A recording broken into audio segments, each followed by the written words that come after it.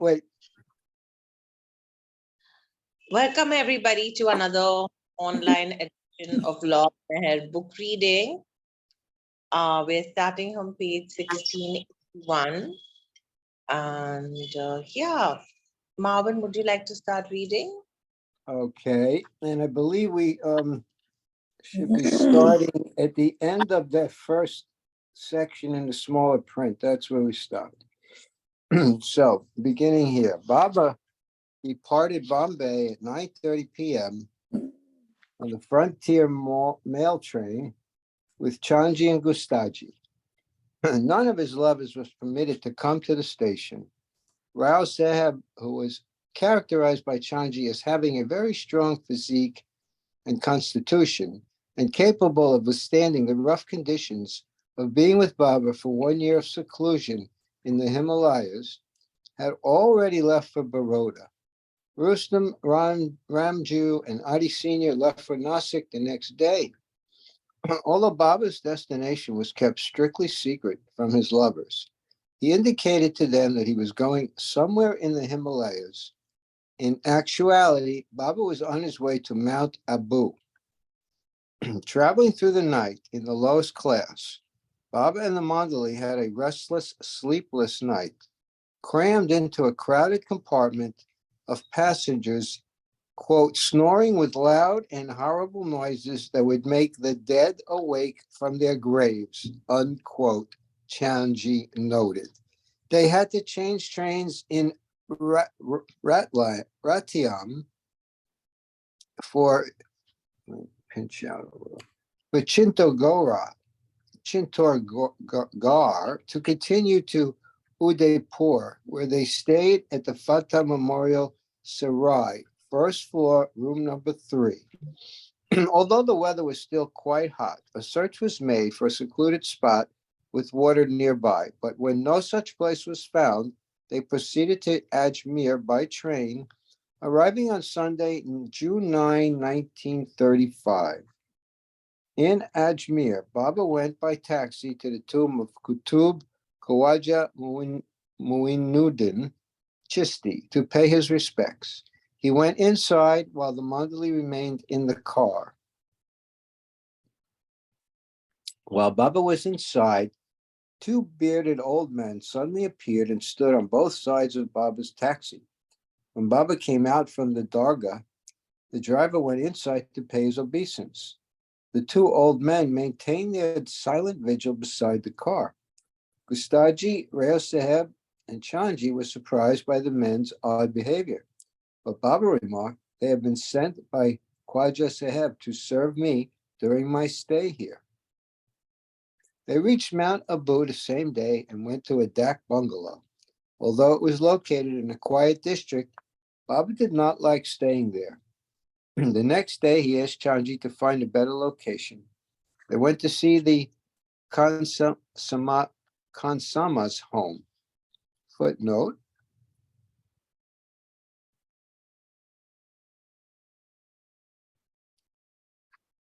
I can't. Read it. Yeah. A Khansama is a manager of a dak bungalow. Though it was in a secluded location also, Baba did not approve of it. Chanji inspected 3 or 4 other houses in 2 hours, but Baba did not approve of them either. Near Fingernail Lake was the house of a lawyer named Tonk. Baba seemed to like the house since there were also caves in the nearby hills. But after 2 nights at the dak bungalow, on 11 June, they shifted to the staff quarters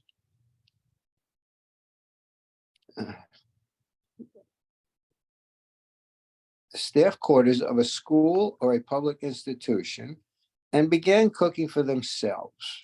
Footnote.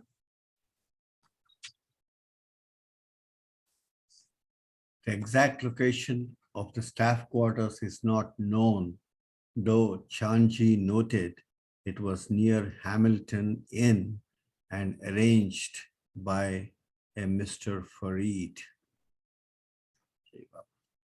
Baba took a long walk from there to the famous Dilwara temples the same evening. Footnote. The Dilwara temples enshrine various Jain saints. Built between the 11th and 13th century, they are famous for their superb and intricate marble carvings. They continued their search for a suitable seclusion spot for 3 more days. Baba went for a morning walk to the Arbuda temple on 13 June and saw a cave that had previously been occupied by Pleader during his wanderings. Footnote.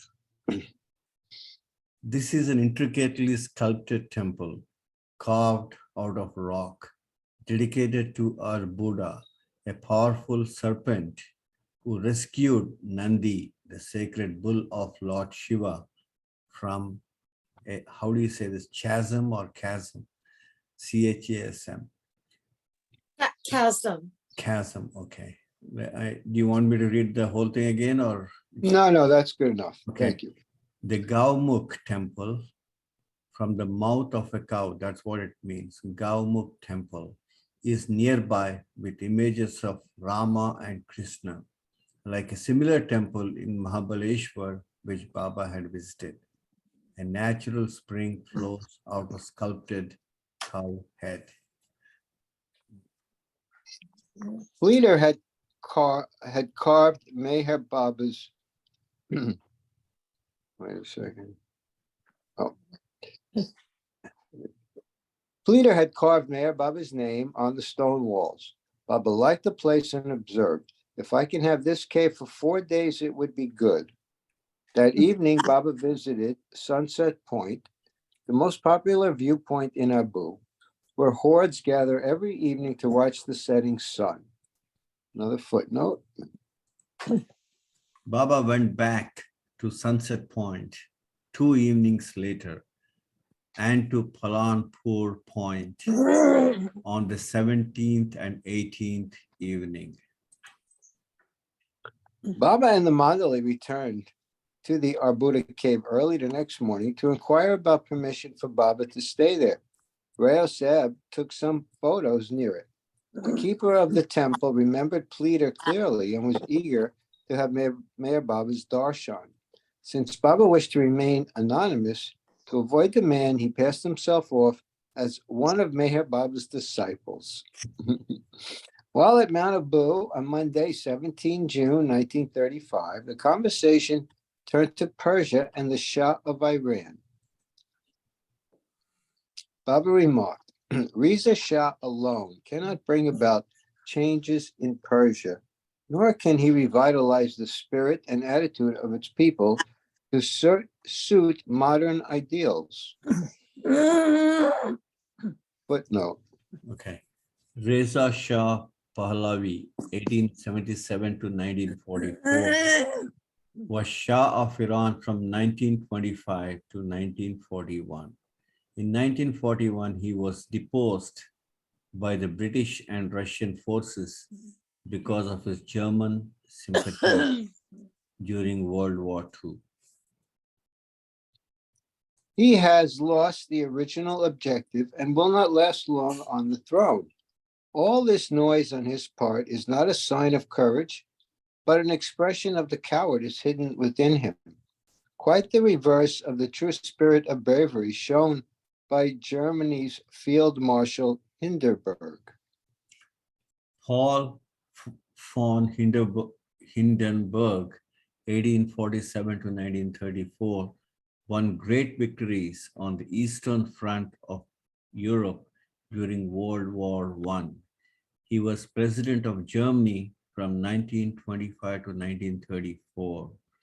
In the election of 1932, he defeated Adolf Hitler and was re-elected, but was persuaded to appoint Hitler chancellor in 1933, while he continued as a figurehead president until his death. Rayo remarked that perhaps a monarchy would be better for Germany, but Baba replied with a definite no. On the 18th, while they were eating lunch, Baba commented to Gustaji, Chanji, and Rayo Seb about the Mandali. Members of my Mandali are of 3 types. The first group is like milk mixed with salt. The second is like milk mixed with dirt. The third is like milk and sugar. Milk is comparable to love, service, devotion, obedience, etc., attributes which every one of the mandali has for me. But alongside these qualities, there is contrariness in their behavior. I look around each one and find that all are not equal. When I seem to be sad and suffering much, some feel deeply for me, some take it lightly or indifferently, thinking that I am the perfect master and can withstand all that. And some are of the opinion that I purposely create all these complications and difficulties that cause me so much strain and suffering.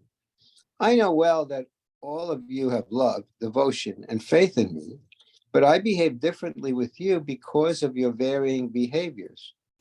You people, the mandali, should only pay attention to your duties.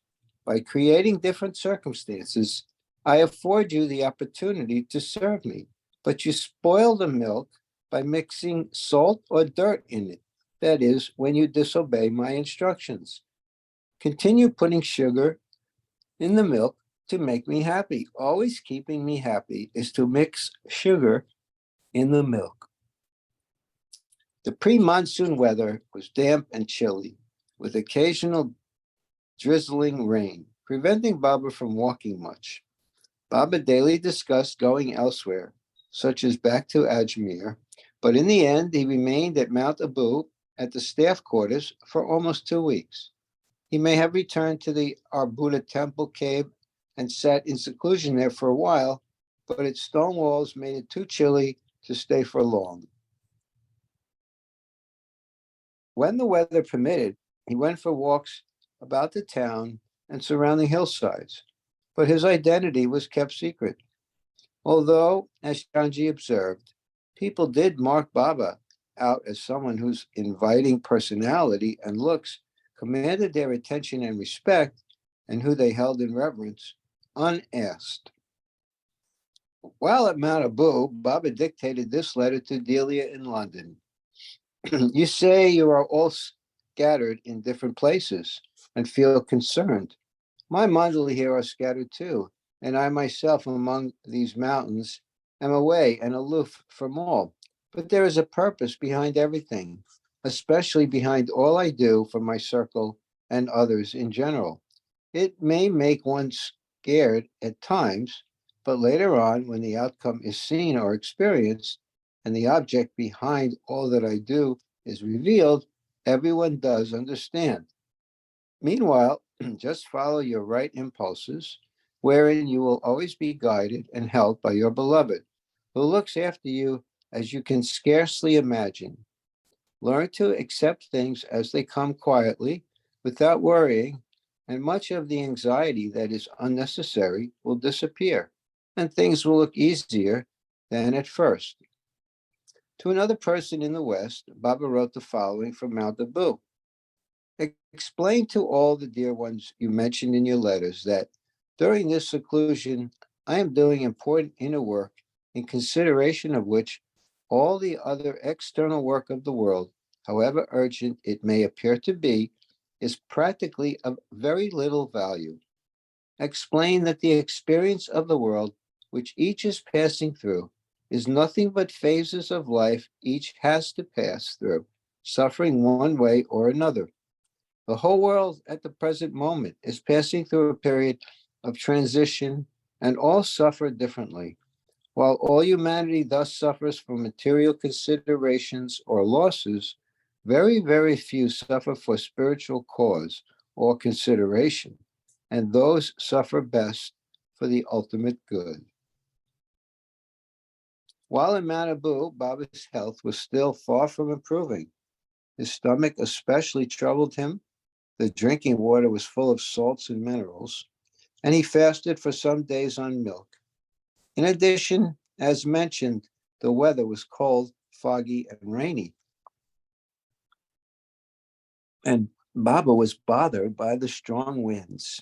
As Chanji described, due to chill and cold winds blowing on the tops of these mountains, and also due to continued drizzling and rainfall, Baba couldn't have his usual walks, which he has been wont to have, to help digestion, and also for the sake of work that he did during these quiet walks, at times in crowded localities, at times all alone.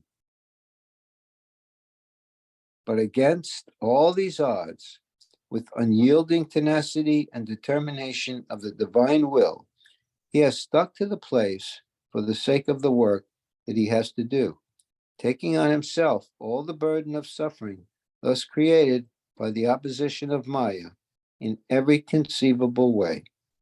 So he has to face it all, the play of Maya, creating difficulties all around, one after the other, to stand all and suffer all.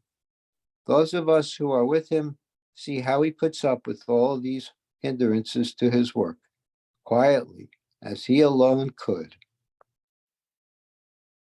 On 20 June, Baba informed Chanji, Gustaji, and Rayoseb, my work here is finished. The purpose for which I came is accomplished. I want to leave immediately, for I have to start my work again elsewhere without delay to keep the link. We must leave here at once and go somewhere else. The Mandali were surprised because Baba had stated that he would be in seclusion for 1 year at Mount Abu. A discussion ensued as to the best place in India, and Baba looked over all the travel brochures Chanji had brought with them. In the end, he declared, I wish to go back to Meherabad to continue the work I have begun here in seclusion. The next phase is the most important part of the work I have to do during the seclusion, and Meherabad, my original abode, is the most suitable spot and the best for present working. If it is necessary later, I might go again to the mountains elsewhere, either in the east or even in the west. Previously, before leaving Meherabad on 30 May, Baba had casually remarked to Padre that he wished a new cabin to be constructed for him on the hill. When he arrived at Mount Abu, Baba sent instructions to Padre for the work to begin. None of the Mandali at Meherabad realized that he would wish to occupy it so soon.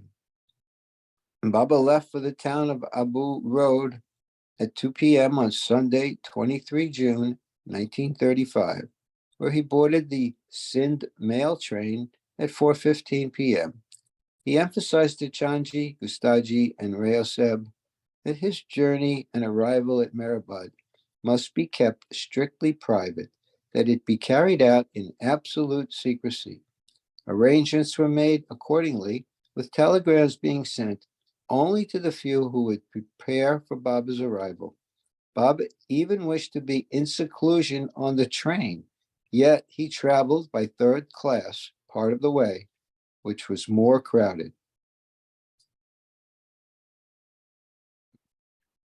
They arrived at Surat the next morning and stayed at a dak bungalow. Pendu was sent from Meherabad and arrived on the 27th. Pendu joined the group and they left with Baba by bus for Hajira Pierre, a remote place 17 miles away on the coastline. The road there was horribly rough and muddy. Their bus got stuck frequently, and they had to get out at times to help push it. Also, the bus would skid to the side of the road, and an accident was averted by inches at one intersection.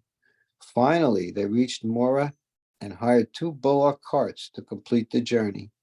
Pendu departed the following day with instructions from Baba to Padre about hurriedly building the cabin for the purpose of his seclusion on Meherabad Hill. That same day, Baba suddenly remembered Bajifdar. Praising him, Baba commented, Bajifdar served me lovingly and humbly, obeying all of my orders, no matter how strict or ridiculous they seemed. Footnote.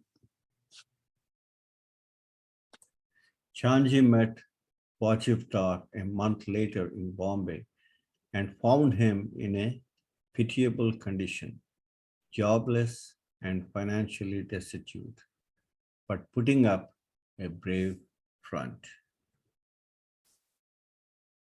Baba remained in seclusion in Hajira Pier for 4 days.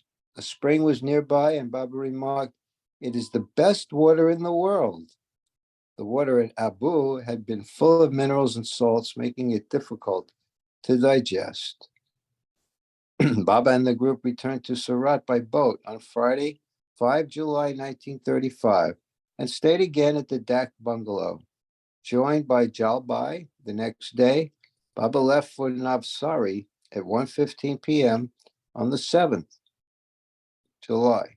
Even though Baba wished to remain in seclusion, Chanji had been sent a few hours in advance to inform Soma Desai and his family so they could meet Baba at the Navsari railway station, where Baba's train would be stopping briefly. Everyone in Sorabji's family was devoted to Meher Baba. Sorabji Desai and Keki D. Bajan's families, including Mansari, were waiting on the station platform, and Baba lovingly met with each. Baba continued by train to Daman, where he stayed at the Dak bungalow for 2 days. He traveled on to Bombay on the 9th. However, as soon as he arrived, he took a taxi from Bombay Central Station to Victoria Terminus and boarded another train at 10 that night without meeting or informing any of his Bombay lovers. Baba was headed for Dand. Chanji stayed behind to do some work in the city. At 3 a.m. on 10 July, Adi Sr. and Padre arrived in Dand in a new Chevrolet to pick up Baba. Okay, I think it's more than enough time for a new reader. Yeah. Eva, would you like to read next? Sure. One reason Baba had chosen to go to Dahand rather than Ahmednagar was that there was less of a chance he would be recognized getting off the train there. Adi drove Baba and Jalbhai to Meherabad and arrived around 5:30 a.m. Kustaji and Rao came later with the luggage. Baba walked straight up the hill to the new tin and wooden cabin, which had been hastily erected in a week by Padre, Pendu, and Kali Mama. Since it was still dark, none of the resident Mandali knew of Baba's arrival. They were told later and given Baba strict instructions to keep the knowledge of his presence in Meherabad from outsiders. Some work still needed to be completed on the cabin, so Baba did not actually begin his seclusion until the evening of Monday, 15 July. A wooden cot was kept inside on which Baba slept. No one was allowed near the cabin unless called by Baba. Padre and Pendu were occasionally called for work. Vishnu came each day from 3 to 4:30 p.m. to attend to correspondence since Chanji was still in Bombay. Baba sent him instructions through Vishnu. Chagan kept watch at night. One of the things Chanji was doing in Bombay was arranging the publication of a booklet by Dr. Deshmukh titled My Master and His Teachings, with an introduction by Narina. 2,000 copies were being printed. At Meherabad, Walu brought Baba food and tea prepared by Mehera at fixed times. It was strictly forbidden to look inside the cabin when Baba was doing his seclusion work. One day, Walu brought Baba's tray of food at the appointed time. However, she found the door of the cabin closed. Believing the wind had blown the door shut, Walu pushed it open. Baba was seated inside, engrossed in his inner work. He appeared startled, and he looked up and stared at her. His powerful gaze overwhelmed Walu, and her eyes immediately became full of pain. Afterwards, her eyes became bloodshot, then worsened, and she suffered a blinded state for 3 days. In this seclusion, Baba would occasionally send for the women to see them. When he did, following the incident with Walu, Gumai beseeched him to take pity on Walu and forgive her mistake. Baba answered Gumai's plea, and Walu's sight was restored. This experience taught Walu to be extremely careful in the future in following Baba's exacting orders. Since 1925, Walu had washed Baba's clothes and kept his room clean. She was wholly dedicated to the master, remaining so until her death.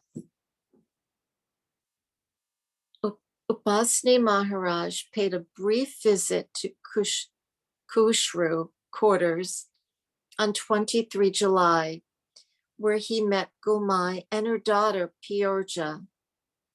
Even though Baba was in seclusion during August 1935, he still attended to his correspondence, listening to letters and dictating replies. On the 9th, he wrote to Walter Mertens, "I know how affairs are, rather difficult to manage, yet how patiently you carry on. That is the best way. Never to worry, but to meet the situations and try your best to pull on as guided intuitively. Difficulties there are all over the world, in all phases and problems of life, some of which have actually crushed not thousands, but millions. But this is all a reaction of people's own doing and must be faced. This is a period of transition, and mighty powers are working things up to bring about a millennium in the near future. But those under the guidance of masters have special protection and guidance, and hence are at ease from the worries that kill and crush others. And although, as you say, weakness often befalls you, my contact and spiritual guidance and help make you stronger for all the experiences you have in overcoming these weaknesses. Your beloved Baba looks on you and yours and will not let you falter." On August 14, he answered several letters. Darwin Shaw had written that he was hoping to establish a retreat for Meher Baba in America. Baba wrote back, "Whether that retreat on earth is established or not, I do really appreciate the spirit of love and brotherhood that has been awakened, and consider it as a spiritual retreat already established within, which is much more substantial and real than any earthly home or structure. The true spirit is there, already awakened, and if it is fostered and kept up with warm feelings of love and brotherhood, it will eventually bear results that will be helpful in the development of spiritual understanding of life and things pertaining to life. And wherever such spirit of love and brotherhood exists, inner light and guidance always follow invariably." The same day, Baba also dictated this reply to a friend of Nadine Tolstoy's, Grand Duchess Marie, a Russian aristocrat. And footnote,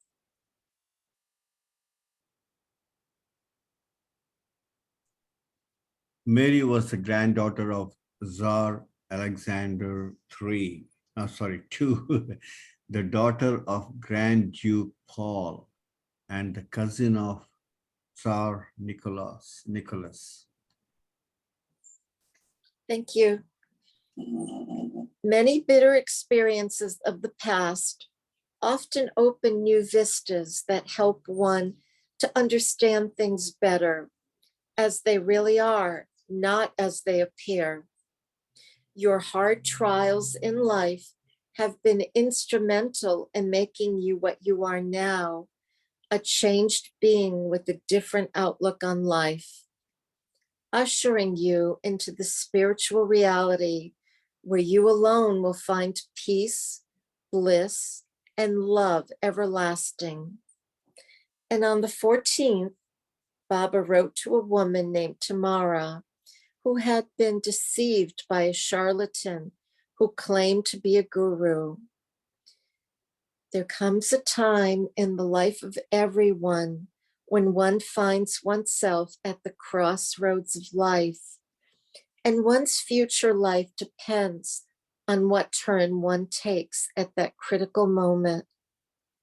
If the person comes in contact with and is guided at this opportune moment by one who is perfect, that person is said to be on the right path, and his or her life is thereafter safe so long as it is guided by such a perfect one. The great difficulty is in finding such a one. And when one is found, it means everything. Salvation is secured and life's mystery solved. Your longing in this direction has led you to where you are now and will henceforth lead you where you will find peace, bliss, and love everlasting, which is the desire of all true aspirants and the goal of humanity. Do not brood over the past terrible experiences you had, for it is these very experiences that have brought you to me. From the 28th of July, Baba suffered constant, severe stomach pain for 3 days and frequently repeated, "I shall have to suffer now and then in this and other ways until the war begins." Baba had been remarking on various occasions that a great war that would engulf the world was soon approaching. Throughout August, while doing his seclusion work, Baba's teeth continued to cause him physical suffering. On 2 August 1935, Adi Sr. was summoned. Baba told him that if the pus in his mouth was due to the remainder of his teeth, he would have these too extracted. A few weeks later, on the 19th, Dr. Batina was brought from Nasik to extract 2 more of Baba's teeth. At 3 p.m., he pulled Baba's lower left cuspid, which Pendu kept. The next day at 2 p.m., he extracted Baba's right cuspid, which Gumai saved. And there's the tin cabin, MEHER, 1935. The tin seclusion cabin was very hot during the daytime, even though the sky was cloudy. Having suffered the suffocating heat for many days, on the 23rd of August, Baba decided to sit outside on the stone platform of his crypt room from noon until 6 in the evening. Maya, however, began its tricks that very day. After a half hour, it began to rain, forcing Baba back into the tiny tin cabin. The same thing happened the next day, and stormy weather continued for several more days, bringing rain between 2 and 3 in the afternoon, and sometimes earlier. August 23 was the 40th day of Baba's seclusion, and he directed Vishnu to inform the Mandali, "You will hereafter see great results of my working. The result always comes later. Look how it rained on the 40th day. This is a sign." That day, Baba dictated to Will and Mary Beckett, "As already intimated, I have returned here for certain reasons, all the way in seclusion, which continues and will still continue for the period already fixed. Though places might change according to the demand and necessity of work in different zones. And it is quite possible I might come to the West and spend the later period of this seclusion somewhere there. The time and place and possibility all depend on certain developments and conditions at different sides. But wherever I am and whatever I may be doing, I am always with you, as you, my loved ones, are ever so close to me."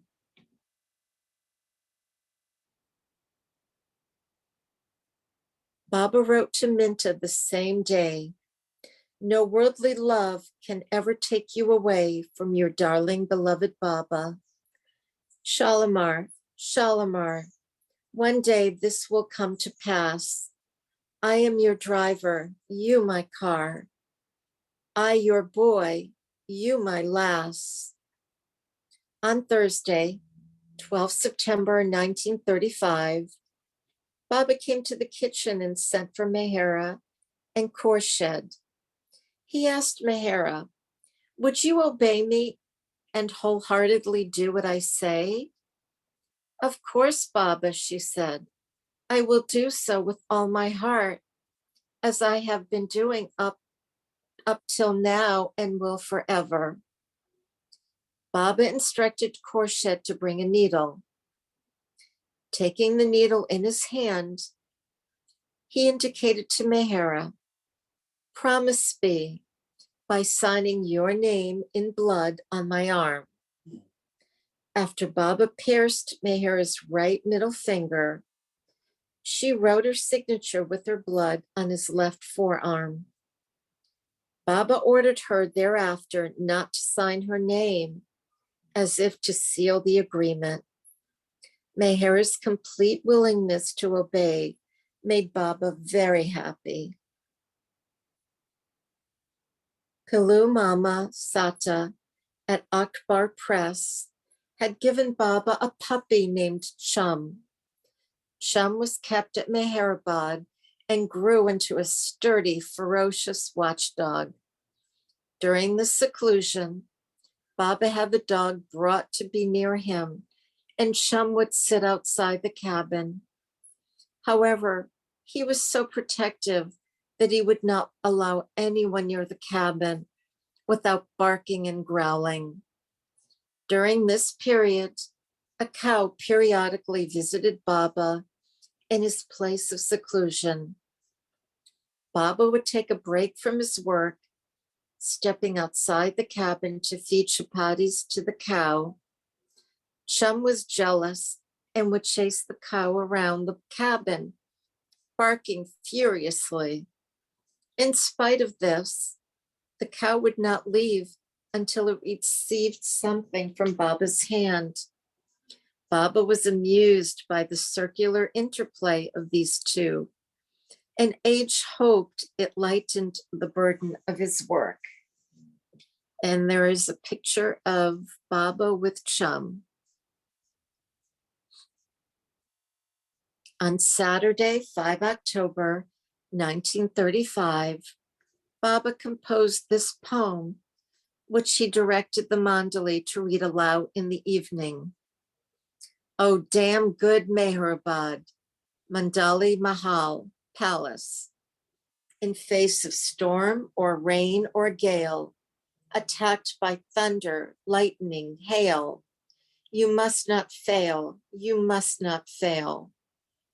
On 10 October, for the group in England, Baba repeated what he had dictated to the Becketts in August. And although I see none during seclusion, not even the Mandali residing in the colony, the silent communion continues as ever. For there is no separation in love, and wherever I am, under any condition of seclusion, in the remotest corner of the globe, I am always with you, who love me so and are ever so close to me.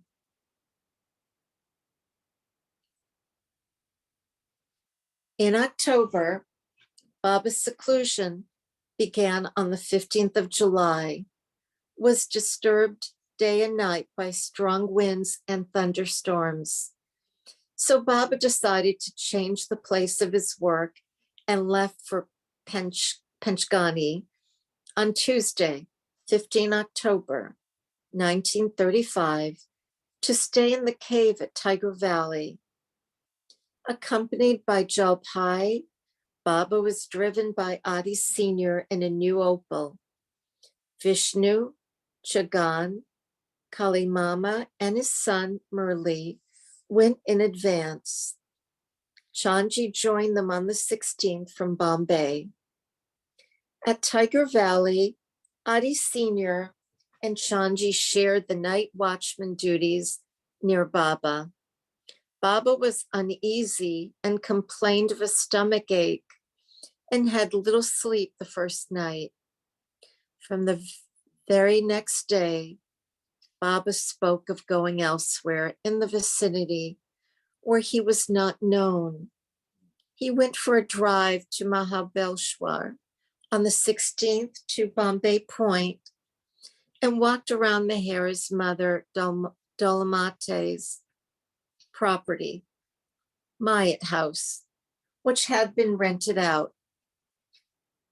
When in seclusion, Baba had wanted to fast on orange juice, but oranges were not available.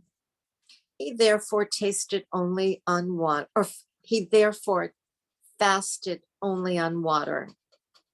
In Panchgani also, the weather turned inclement and a storm forced Baba out of the cave at 10:30 on the morning of 17 October. Bringing their food all the way to the cave also proved very difficult for Kali Mama and Murli.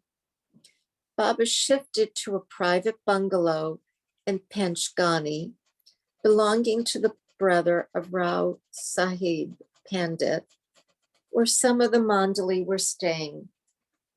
Kakubai cooked for Baba. The next day, photographs of Baba near the cave were taken. At one point, while explaining the purpose of the human form, Baba made the revealing remark to Adi Sr. about the nature of sex. The human form was never formed to beget children.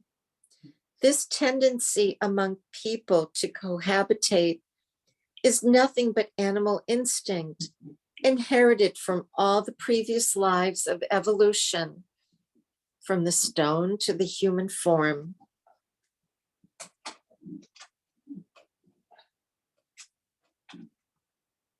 And a picture of Baba in Tiger Valley Cave, October 1935. Baba and the Mandali retreated to Dahansak from the Hinduja Karkaria family. Baba left Panchgani for Y at 2 p.m. on the 18th, and on his way, he met the Karkaria family outside the Parsi Agyari fire temple compound. Baba stayed at the Y Dock bungalow and took a drive around the town. He awoke early the next morning and expressed his wish to return to Meherabad as soon as possible.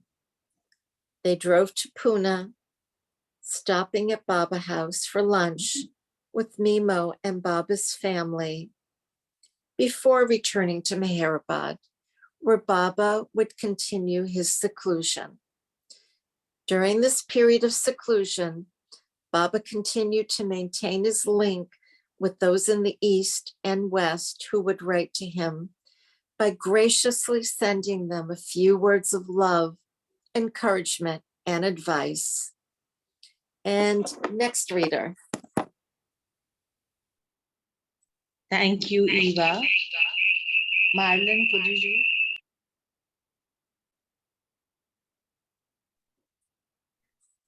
Okay. Am I starting at the top of the page? Yeah. Thank you. Put the volume up. On November 1st, on 1 November 19, well, first let me just say it's page 1692, Film Projects and Work in India, 1935. On 1 November 1935, Baba wrote to Minta,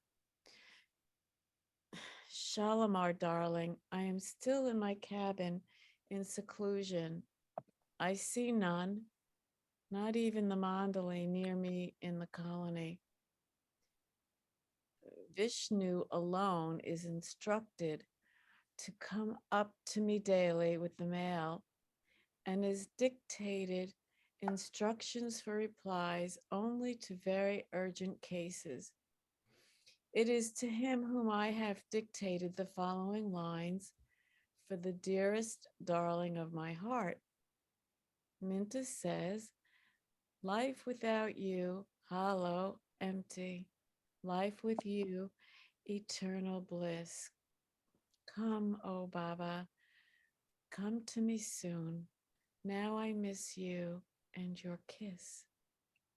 Baba says, worry not, Shalimar, darling. I am coming to you soon. I, the son of all creation, you, my sweet but clouded moon. To Nadine Tolstoy on 22 November, Baba wrote, try to pull on till I tell you to do something else. Trials and hardships are stepping stones to spirituality. They lead you on to your ultimate aim and desire, to realize the truth. And now that you have surrendered to me, they bring you closer to me in love and devotion. Sufferings and selflessly serving others also bring a better understanding of things in life. So carry on, dearest, as you are, always keeping me in mind and at your heart as you do. You will thereby be a pure channel and a vehicle for me to work through for the welfare of humanity and thus participate in my great work. A little louder, please. Shall I repeat that? No. Just keep going. To Mary Beckett in England on 29 November, Baba wrote, the seclusion still continues and with it the work. And although my dearest ones in far distant lands across the ocean feel the separation of their beloved Baba, their ever unbreakable link, I know, keeps them all warm throughout. For love never dies.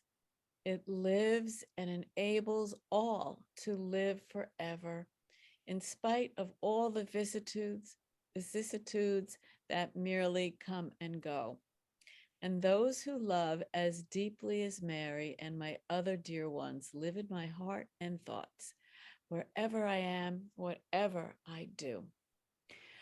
Failings or shortcomings should never discourage you, but should be taken as stepping stones toward the path of ultimate reality that I will help you reach. On 1 December 1935, Baba dictated this letter to Chanji to be sent to his lovers in Switzerland, London, and New York. My dearests, I have all your letters. My seclusion still continues. I see none, nor do I attend to external affairs except very urgent cases where my advice and help are extremely essential. It is all for the great work I am doing in this seclusion, and if replies to all your letters take long, none should feel impatient, for you all know how I love you. Just remember, dearest, that even from this seclusion, Baba knows how each dear feels and looks to all the needs of each and helps all. I am fully aware, dearest ones, how each of you await a letter from me and what it means to you. And I am writing to each of you individually soon.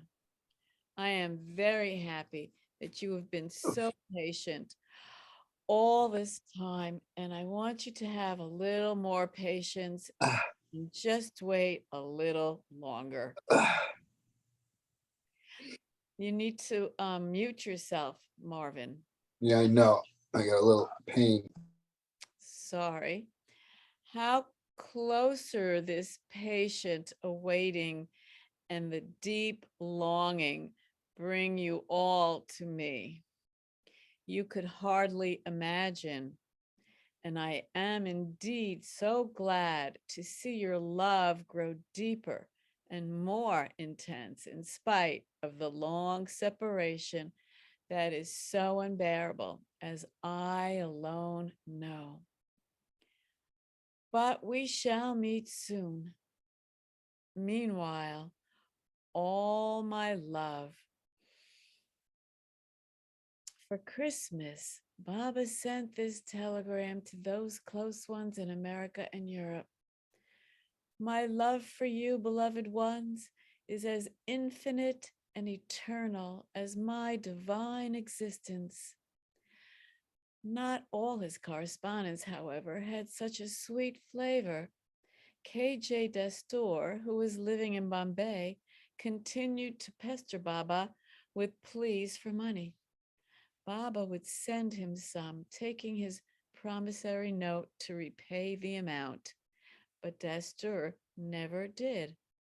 In addition, even though Baba remained in seclusion on Meherbad Hill, he was not free from dealing with the difficulties of his disciples. For example, Frani and Dalamati arrived unexpectedly by bus on 18 November 1935. Frani created a scene by trying to force her way into the women's quarters on the hill and had to be restrained by Adi Sr. and Vishnu. Rustum was summoned from Nasik, and he, Dalatmai, Frani, and Adi met with Baba at 10 a.m. the next morning to discuss what was to be done about her. Baba tried to encourage her to fulfill her household and child rearing duties and advised Dalatmai to keep Dolet Mai.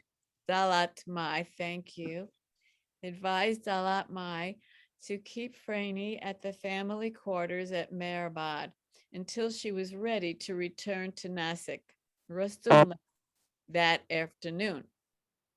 To Adi Sr., Baba explained, when the third eye opens, there is a vision of the subtle. It is safe and something one has achieved. This is the way I like it. But in the case of Frani and Dolly, she is in a muddled state of gross and subtle consciousness. She has no vision of the subtle.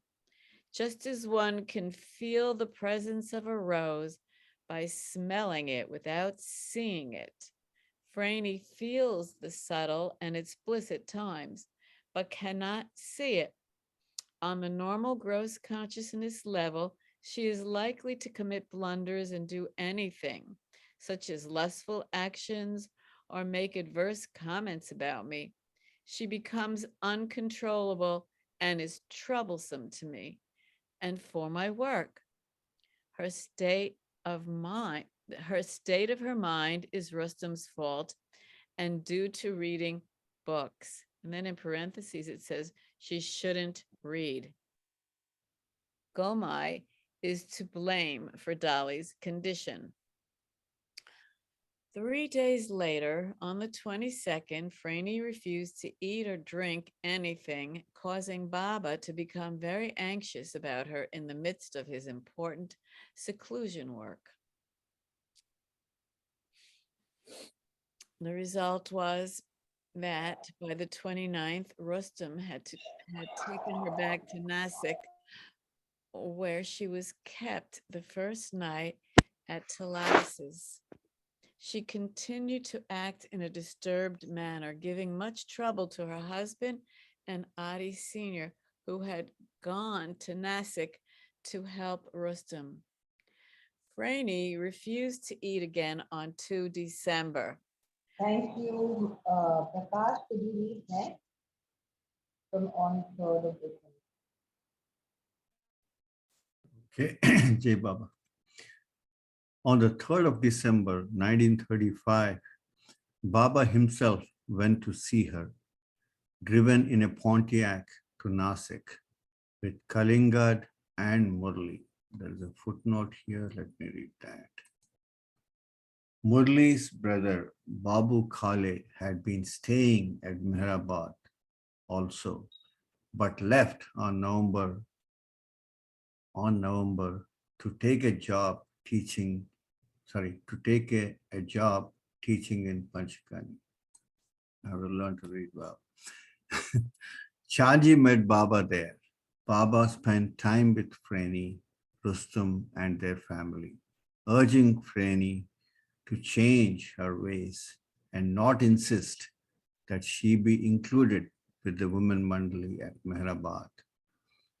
Masaji was ordered to stay in Nasik for a few days to help Rustam and Adi look after her. The dentist, Dr. Bhatena, was called to examine Baba early on the morning of 3rd. He had previously fitted Baba with a bridge, which he now removed and adjusted. Baba had dinner at Nawal and Dina Talatis. On Baba's return to Meherabad on the 4th, he again retired into seclusion in the tin cabin. Chanji was sent back to Bombay with instructions to obtain and send Baba some reference books. During this period, a few of Baba's close ones changed their living arrangements. As related, in November 1935, Daulat Mai came from Nasik and stayed alone in the family quarters near Meherabad. She was still keeping silence as ordered by Baba in 1925. After his seclusion work was over, Baba would occasionally go to see her. Daulat Mai's sister, Franny Masi, was living in Bombay, but her health was poor and she wanted her son Padri to stay with her. Baba's mother, Memo, and brothers Adi Jr., Behram, and his wife, Perrine, moved to Bombay on 20th November, along with their 8-month-old infant son, Sheru. And here is a footnote. Sheru was a nickname. The child had been named Shariar after his grandfather, as it had been born on Shariarji's birthday of 21st March. Baba, along with Jal Bhai and Kalingad, went to Bombay in a rented car on Saturday, 14th December 1935. They stayed at Banu Bhai Confectioners for a week. Alamai Katrak, who lived downstairs from Banu Bhai, used to stand on a guard duty by the door as he had orders from Baba not to let anyone enter. Freni Masi came one day and asked to be allowed to see Baba. Alamai was firm and refused to let her enter. Do you know who I am? Asked an incredulous Freni Masi. I am Padri's mother, she said. Alamai replied, I don't care if you're Padri's father. You're not going inside. But Baba intervened and permitted her to enter. Another nice one. So a similar incident occurred the next day with Baba's mother. Baba intervened on Memo's behalf and introduced Alamai to her. During his brief stay in Bombay, Baba visited the Wellingtons, the couple whom he had met in May. Baba explained to them, one should be free from birth and death. But being entrapped in this wheel, one goes round and round and always suffers. It is quite easy to extricate oneself from the rounds of birth and death. But because it is so easy, it becomes so difficult. Once you firmly decide not to be engulfed in Maya, you can disentangle yourself once and for all. But this requires a Sadguru's grace, and for that you must be worthy. The Wellingtons and Jamshed Desai met Baba again at 10:30 a.m. on 17th at Nauraji Dada Chanji's home during a small darshan program. The Dada Chanjis were now residing upstairs in Bowman Lodge on Vincent Road, near Kodadat Circle in Dadar. This time, Baba allowed new people in Bombay to come to him. One such contact was Dr. Alu Shapurji Kambhada, 32. Alu was running the Florence Maternity Home, a modest facility on the ground floor of the building where the Dada Chanjis resided. When Baba passed in and out of Dada Chanji's home, Alu caught only a glimpse of him in his flowing sadra and mistakenly thought him to be an Arab diamond merchant. When Bacha Mai family told Alu about Baba and asked if she would like to meet him, Alu said that she would. But on the day when Baba came, he instructed Bacha Mai, don't send word down. On my way out, I will see her. When Baba went to Alu's hospital, it was unexpected, and she was dazzled by his beauty and overcome by emotion. Baba was so attractive and magnetic. She could not speak or salute him.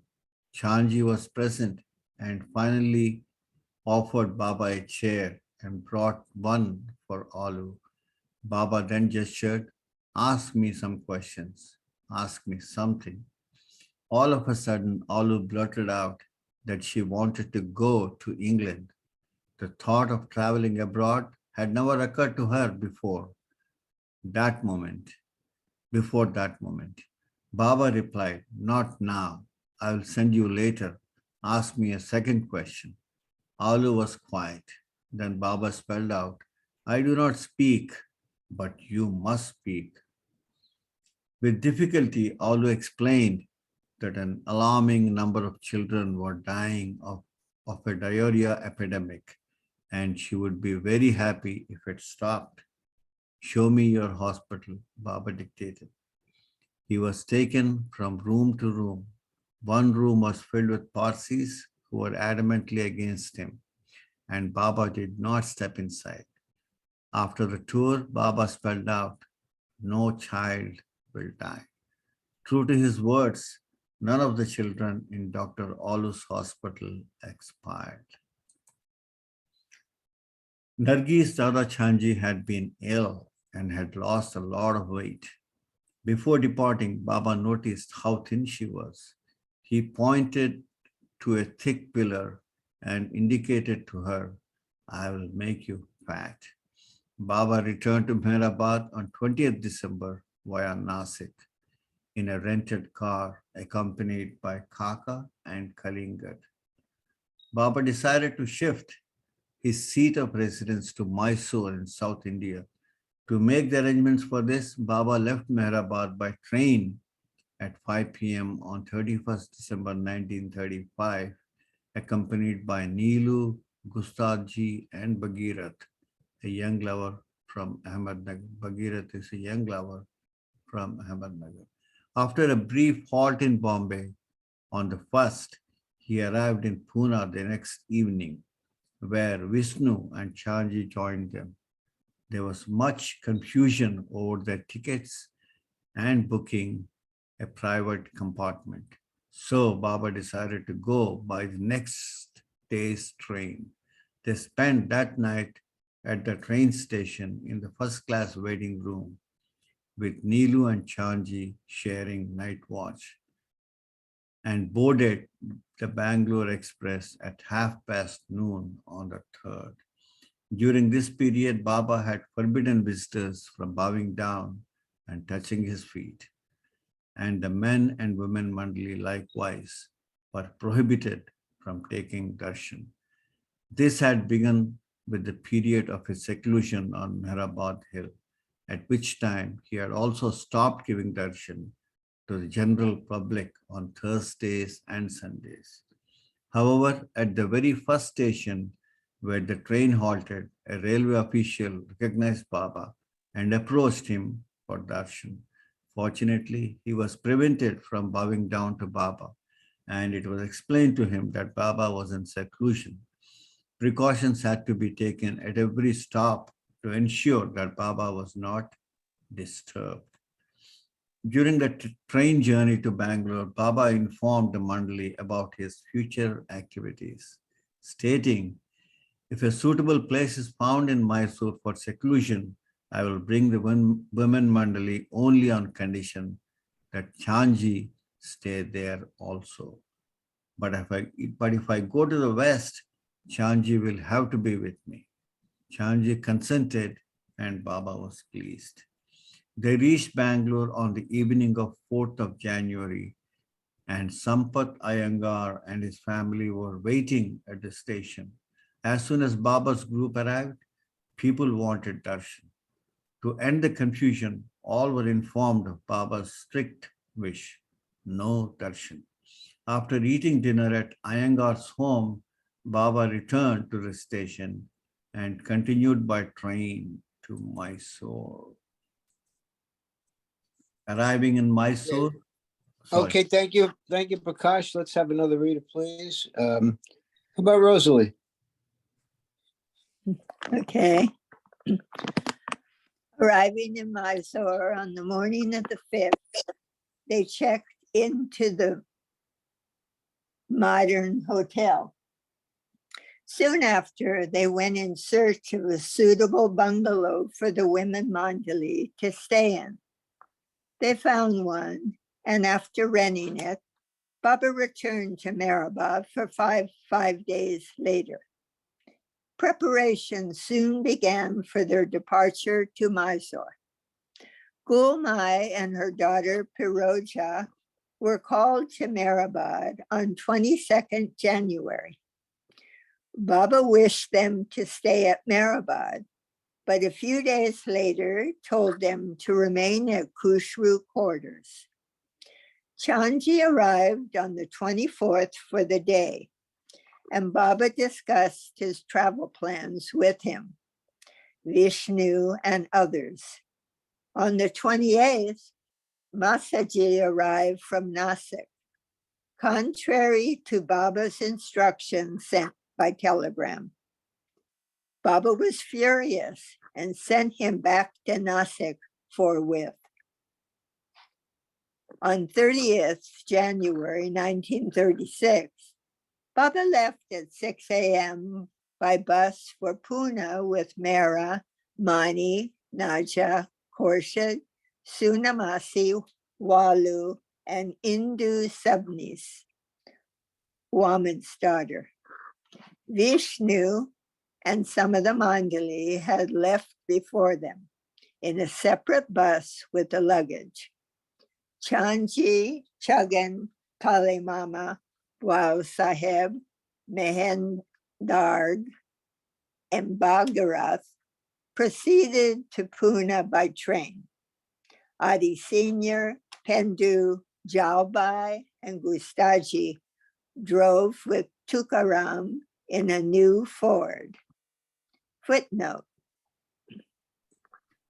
Tukaram Kamble was a young man formerly in MEHER ashram who had been living under Baba's guidance and who had been trained as a driver in Nasik. Other boys from the school had remained in contact with Baba and had also become drivers, among them Bhau Chima, Shankar, and Subedar. Jai Baba. The rest of the Mandali stayed at Mehrabad. As always, the men Mandali were not allowed near the women. So in Pune, Baba himself carried the women's luggage to the reserved compartment at the end of the train. They all departed Pune, and Baba instructed Chanchi and Chagan to leave their compartment and be present on the platform at every stop, so that if Baba needed anything, they could easily procure it for him. Arriving in Mysore at 7:15 on the night of the 31st, they went directly to the bungalow owned by Mr. B. Ramanna at Vani Villas, Mohalla. It was later called irreverently Bala Headache Bungalow. While in Mysore, the men stayed nearby at Sri Kantaya's bungalow in Vantikopal. Adi Sr., Pendu, and Jalbai arrived late in the evening of the 2nd. They went to the famous Mysore Zoo with Baba on the 4th. Jalbai was to stay in Mysore, and Adi and Pendu returned to Mehrabad on the 5th by train. On 9 February 1936, the politician Dr. S. Radhakrishnan came to see Baba with V. Subramanya Iyer, 67, the retired vice chancellor of Mysore University and a professor of philosophy, and Professor Wadia, also of Mysore University. Footnote. Yeah, Subramanya Iyer had been a theosophist and a close personal relation with the Maharaja of Mysore. Iyer was to have a deep influence of Paul Brunton, also to whom the Maharaja of Mysore extended his hospitality. Radhakrishnan had come to know about Baba through Dr. Deshmukh in Nagpur and learned of Baba's presence in the area through Iyer, who was one of Baba's neighbors. Kale Mama informed them that Meher Baba was now in seclusion and would not be granting interviews until his seclusion ended in June. They left. Radhakrishnan never came again for Baba's darshan, though he was interested in Baba and was later given a copy of God Speaks. After he became president of India during the 1960s, he would hear about Baba from Delhi Baba lovers, Mona and Manohar Sakare. They would keep Radhakrishnan informed about Baba's activities and play Baba's arti for him on their record player. In Mysore, Baba went to the men Mandali's bungalow on the morning of 14 February. After discussing certain matters, the conversation drifted toward aspects of love, and Baba remarked, "Love gives happiness and also suffering. The cup of wine turns into a cup of blood. For example, suppose Bua Saheb loves Gustaji, and as an outer expression of his love, he jumps on Gustaji's back, pinches his cheek, and pulls at his mustache. It is love and a playful game. Happiness for Bua Saheb, but so much suffering and agony for poor Gustaji." After this discussion, that evening, Baba went on an outing to Chamundi Hill with the men, and the next evening went back with the women.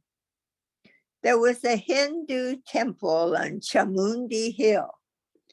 Baba sent Kali Mama inside to have the goddess's darshan.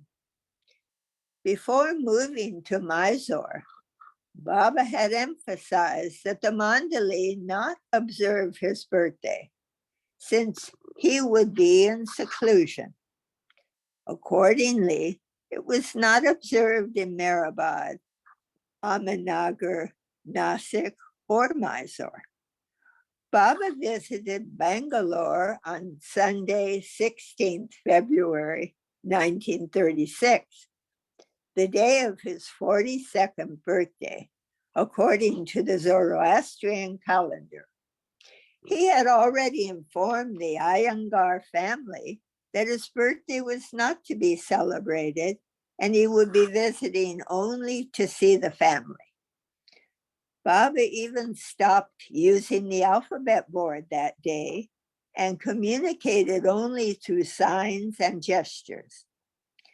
Leaving Mysore by car at 8:15 that morning, he reached Bangalore 3 hours later.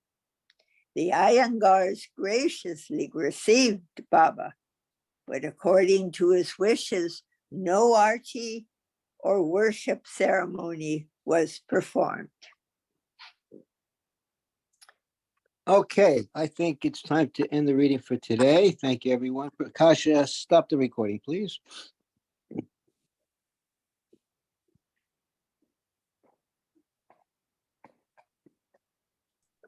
I don't have a choice to stop, it looks like. I should be able to ideally, because